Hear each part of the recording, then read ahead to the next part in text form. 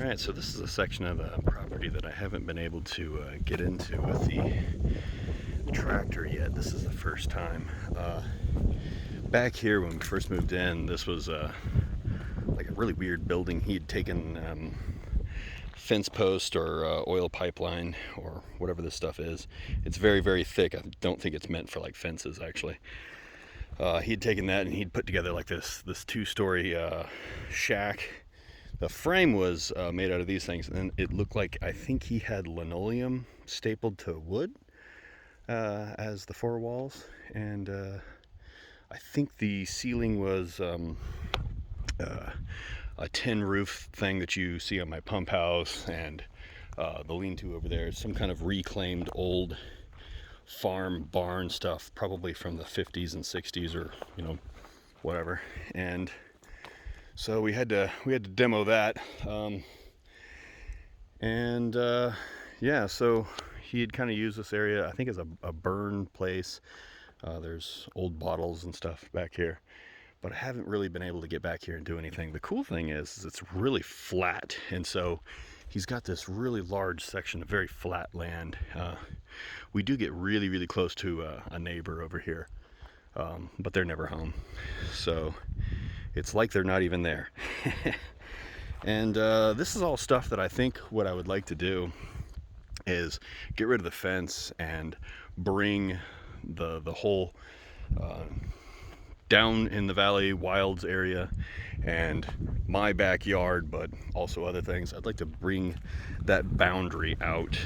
So if we walk this, we get to a shelf over here, as you can see, where we have semi-flat bedrock.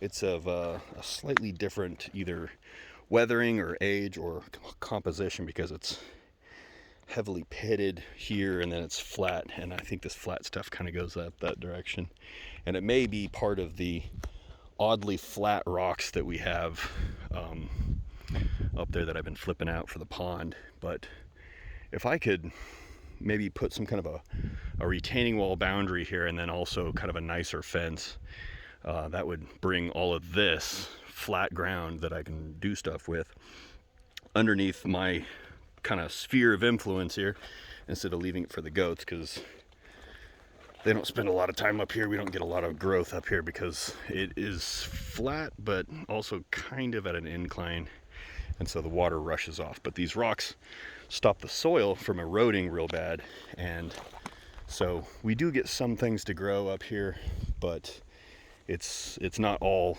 soil erosion problems. It's just lack of water at some point on here. So today we're finishing off the roof to the goat shed. We had started on it earlier, and I had put the gamble roof, I think is what the word is for it, and I'd finally dropped the cash to buy roofing materials, and got some PVC UV blocking roofing, and so it's coming together, and we should have it finished by today. On either side, I'm probably going to put some kind of like a fencing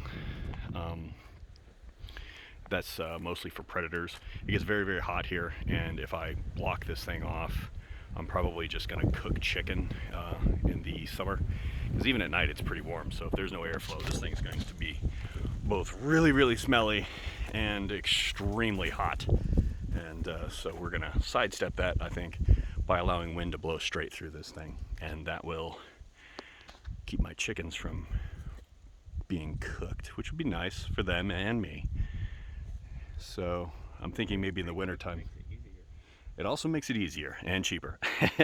I think in the wintertime, what we're going to do is we're going to mount a couple of really big eyelets and make a like a shade out of plywood with hooks on it, and then I can use a tractor just to hook it into place at the top of the roof of this thing, and that will block probably just one side of this, because we only really get wind from one side most of the time.